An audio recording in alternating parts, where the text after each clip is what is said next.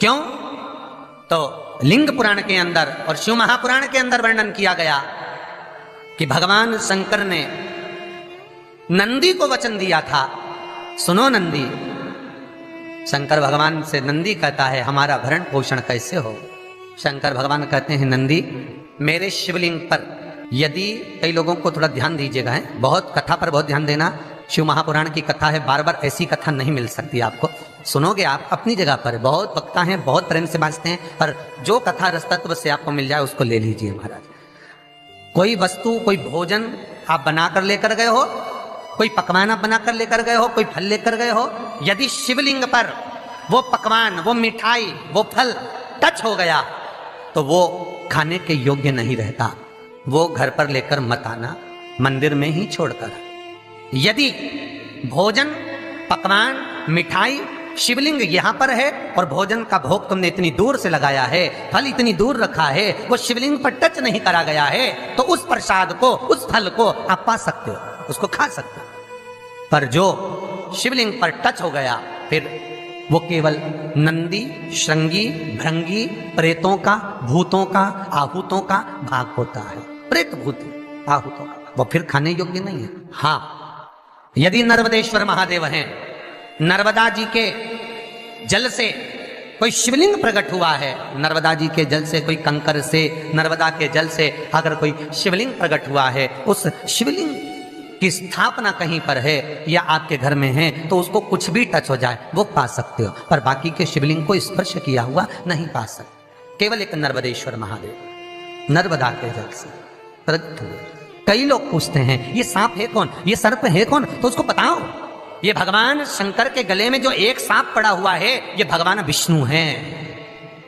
और शंकर भगवान के सिर पर जो जटा में सांप दिखता है, वो हाथ में सांप बंधे रहते हैं, वो दो हाथों में, कमर पर, सिर पर, केशों पर जो सांप 5 नजर आते हैं, वो तो बताओ, ये शंकर भगवान की 5 लड़कियां हैं, जया, विषहरा, शामली बारी, दो तली और देव।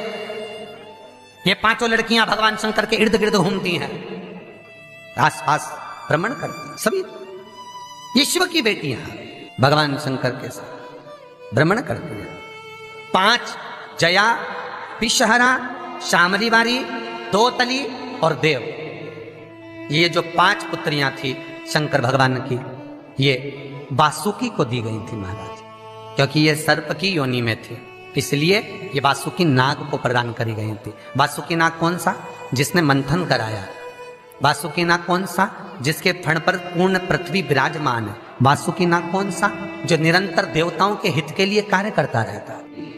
एक पान के पत्ते के ऊपर, मात्र पान जानते हो, वो खाने वाला जो पान करता है उसका पत्ता, पान के पत्ते के ऊपर जो चंदन से शंकर के नाम, पार्वती का नाम और ब्रह्माणी सरस्वती का नाम लेकर शिव को समर्पित कर दे महाराज, उसकी भी तिथि बताइए, बड़ी सुंदर है।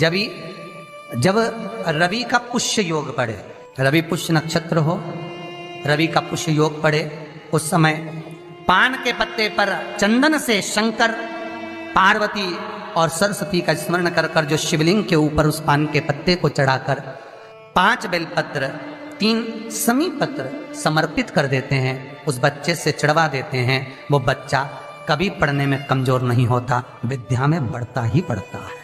पलटकर माँ बाप को देखना ही नहीं पड़ेगा, बच्चे को कभी भी माँ को कहना ही नहीं पड़ेगा कि पढ़ने बैठ, वो खुद पढ़ेगा, रुचि से पढ़ेगा। 5 बेलपत्र, 3 समी पत्र समर्पित कर दें, भगवान शंकर का स्मरण करें और उस बच्चे को प्रणाम करवा कर वापिस लेकर आए, बच्चा विद्या में प्रबल होता है, विद्या प्रखर।